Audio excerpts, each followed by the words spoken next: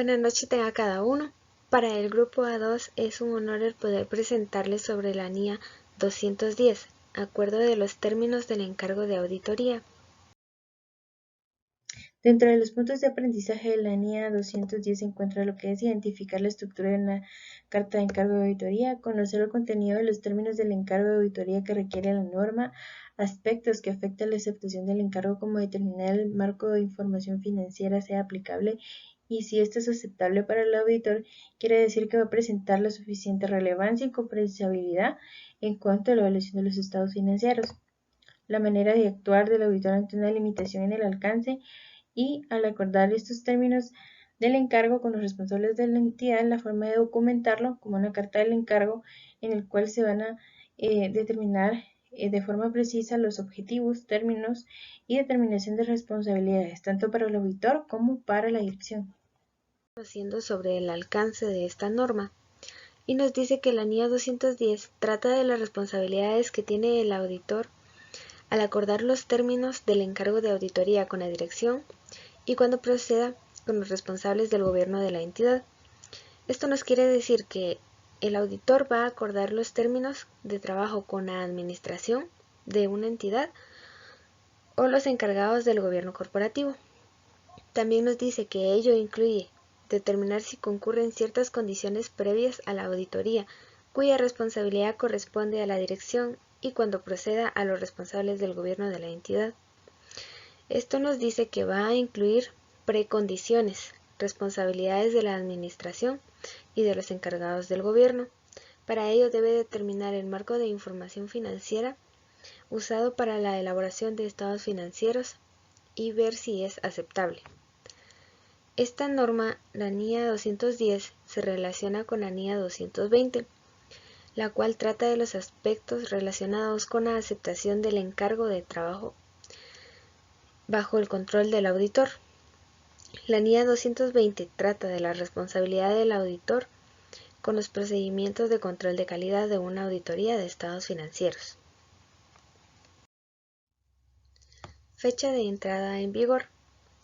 Esta NIA es aplicable a las auditorías de estados financieros correspondientes a periodos iniciados a partir del 15 de diciembre de 2009, que es cuando esta es aprobada y está en vigor. Entonces ya no se va a utilizar una norma distinta a ella, sino la 210.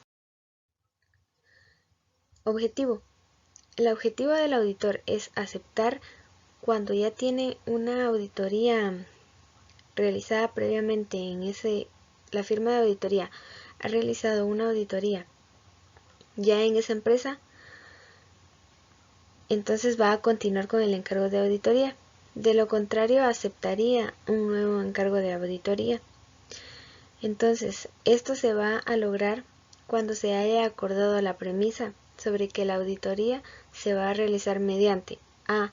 La determinación de si ocurren las condiciones previas a una auditoría y b. La confirmación de que existe una comprensión mutua, una comprensión entre el auditor y también por parte de la dirección o cuando proceda con los responsables del gobierno de la entidad acerca de los términos del encargo de auditoría.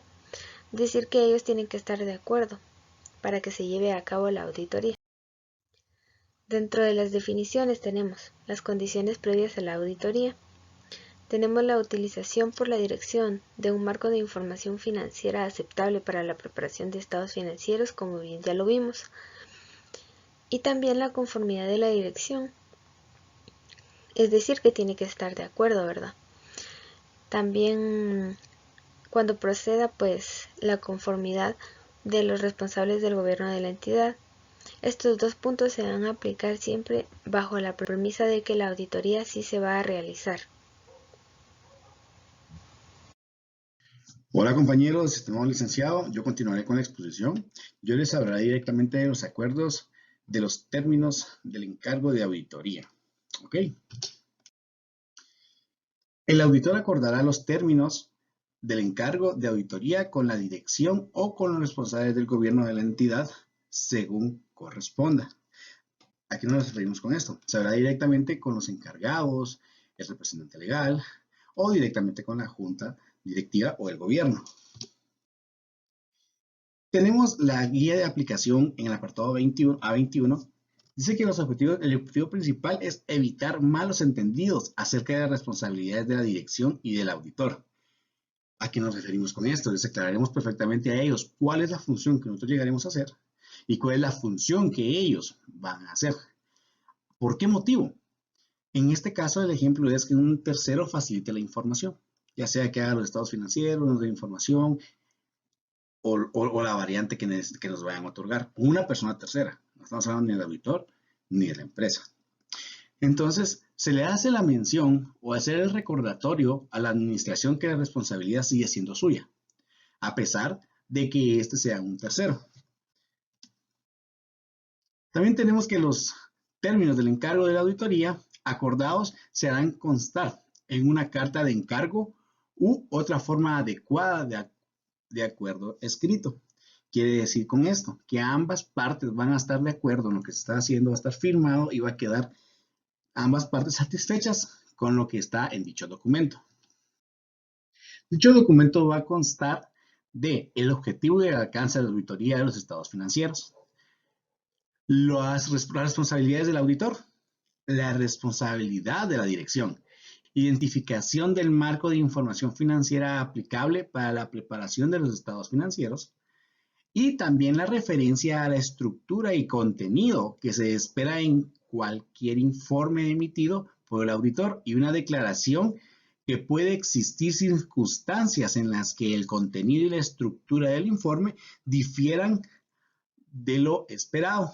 Aquí nos vamos a encontrar con las referencias de los apartados A22 y A25 de la guía de aplicación, donde en este nos determina hasta dónde van a ser las dimensiones, cuál es el objetivo principal de esta, como lo dije anteriormente, la responsabilidad plena del auditor, y así como la responsabilidad plena que tiene la dirección de entregarnos toda la información financiera.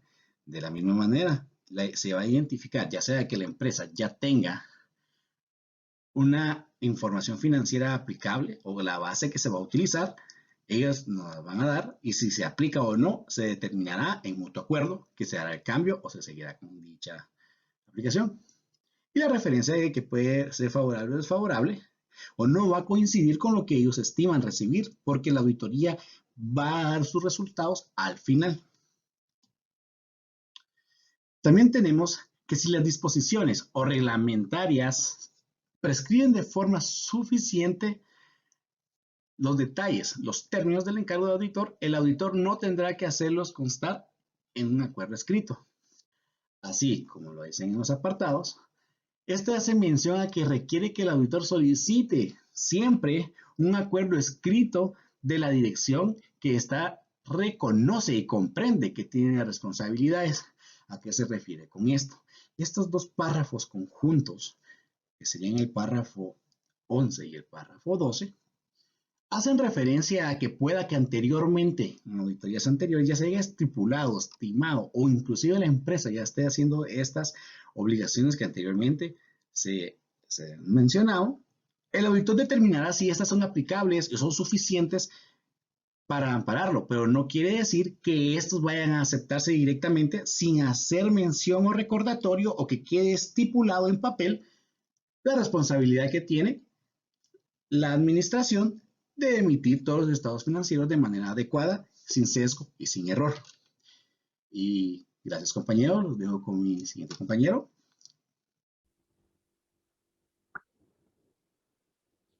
Auditorías recurrentes. El auditor valorará si las circunstancias requieren la revisión de los términos del encargo de auditoría y si es necesario recordar a la entidad los términos existentes del encargo de auditoría.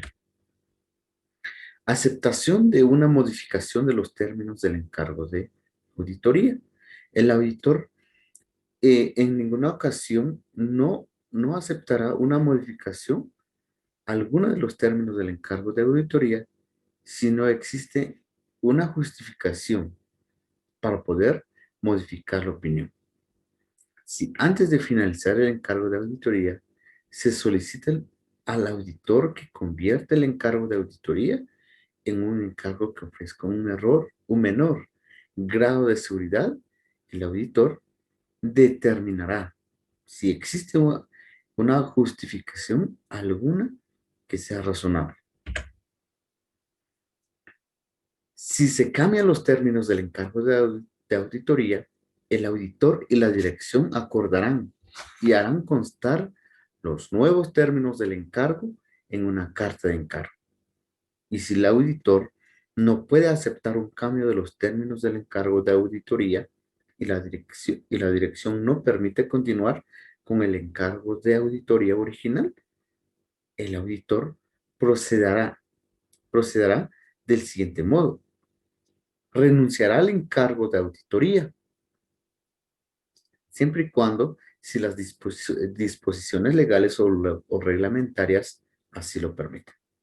Determinará si existe alguna obligación contractual o de otro tipo de información de las circunstancias a otras partes.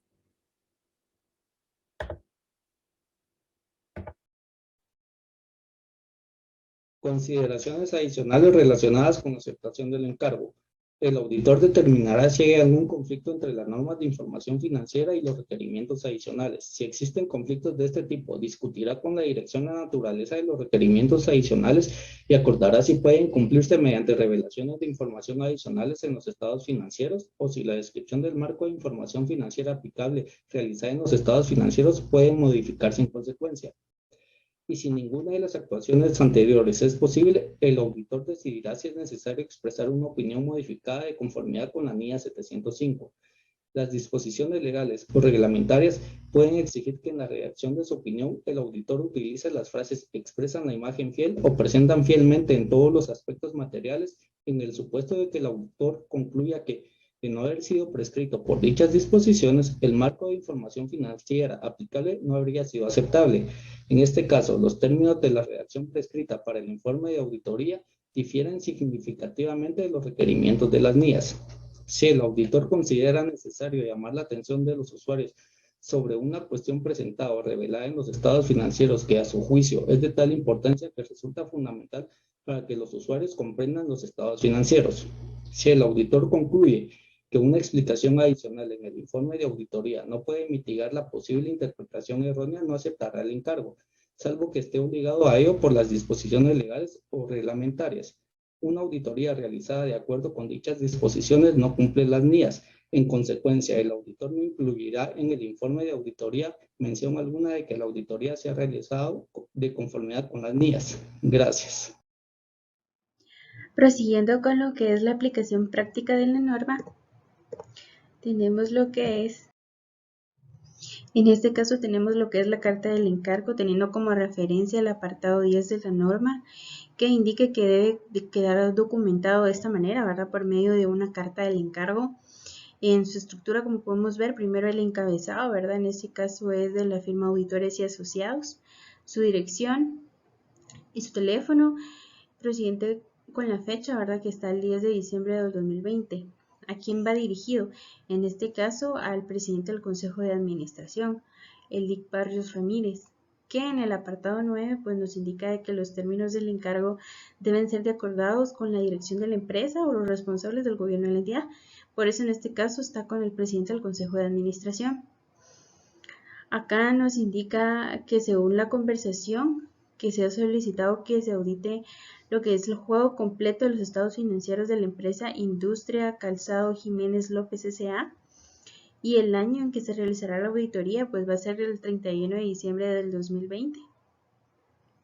Por lo tanto, están confirmando la aceptación del encargo, el compromiso por el cual van a tener el encargo. También el objetivo pues será expresar una opinión sobre la razonabilidad de los estados financieros, en el cual en el inciso hace referencia del apartado 10 inciso A sobre el objetivo y alcance de la auditoría. Luego se encuentra lo que son las responsabilidades del auditor, haciendo referencia a lo que es el apartado 10 inciso B, en el cual indica que efectuará la auditoría de acuerdo con las NIAs. Terminando con las responsabilidades del auditor, pues también indica, según la referencia del apartado 24, que se debe dar a conocer la forma en cómo el auditor comunicará los hallazgos en la auditoría. En este caso dice que pues estarán comunicando por escrito cualquier deficiencia significativa en el control interno relevante para la auditoría de los estados financieros que vayan a identificar durante la realización de auditoría. Luego se encuentra lo que son las responsabilidades de la dirección y la identificación del marco de información financiera, haciendo referencia al apartado 10 del inciso C, en el cual acá la firma pues indica que realizarán la auditoría partiendo de la premisa que la dirección o los responsables del gobierno de la entidad, en este caso el Consejo de Administración, pues va a reconocer y comprender que van a ser responsables de todos aquellos incisos que ya mencionaba en la norma, por ejemplo, ¿verdad? La preparación y presentación fiel de los estados financieros de conformidad con las normas internacionales de información financiera, como se encuentra acá marcado. Entonces, quiere decir que este es el marco de información financiera que aplica la entidad, en este caso la SNIF, para preparar sus estados financieros. También en los demás incisos, que es el control interno, como ya había mencionado anteriormente, también de proporcionar información adicional, registros, documentación, acceso ilimitado a las personas a las cuales van a considerar necesarias para obtener auditoría. También en el apartado A13 pues nos indica que el auditor debe de indicar, ¿verdad?, que va a necesitar que la dirección le proporcione confirmaciones escritas de las manifestaciones realizadas. Entonces, en este caso, en el párrafo, pues dice que como parte de nuestro proceso de auditoría, solicitaremos a la dirección y cuando procedan los responsables confirmación escrita de las manifestaciones realizadas a nuestra atención en relación con la auditoría. Prosigue lo que son los honorarios. En este caso, pues la auditoría se va a llevar a cabo el 20 de diciembre de 2020 al 5 de febrero de 2021. Conforme a la programación específica que haya realizado.